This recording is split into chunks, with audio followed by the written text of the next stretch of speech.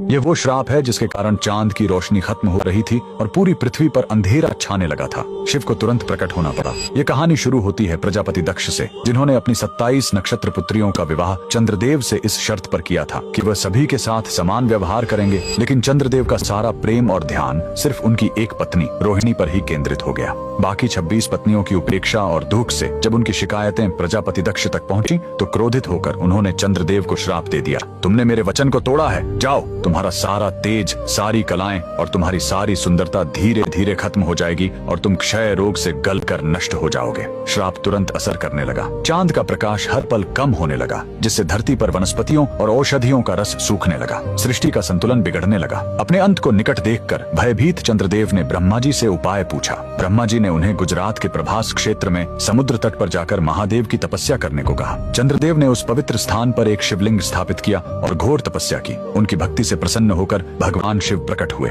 उन्होंने कहा, मैं दक्ष के श्राप को पूरी तरह खत्म तो नहीं कर सकता, लेकिन उसका प्रभाव कम कर सकता हूँ। शिव ने वरदान दिया, तुम कृष्ण पक्ष में 15 दिन क्षीण होगे, लेकिन शुक्ल पक्ष में 15 दिन फिर से पूर्ण हो जाओगे। उन्होंने चंद्र को अपने मस्तक पर धारण कर लिया और चंद्रशेखर कहलाए। और जिस ज्योतिर्लिंग की चंद्र ने पूजा की थी वो सोमनाथ, सोम यानी चंद्र के नाथ के नाम से प्रसिद्ध हुआ। और यही सोमनाथ मंदिर भारत का पहला ज्योतिर्लिंग आज भी गुजरात के वेरावल में उसी समुद्र तट पर शान से खड़ा है, जहाँ चंद्रदेव ने श्राप से मुक्ति पाई थी। लेकिन रुकिए, इस मंदिर का एक और रहस्य है। यहाँ मौजूद बाण स्तंभ यह बताता है कि यहाँ से लेकर दक्षिणी ध्रुव तक समुद्र के रास्ते में कोई जमीन नहीं है। भगवान शिव के भक्त कमेंट में हर हर महादेव जरूर लिखें।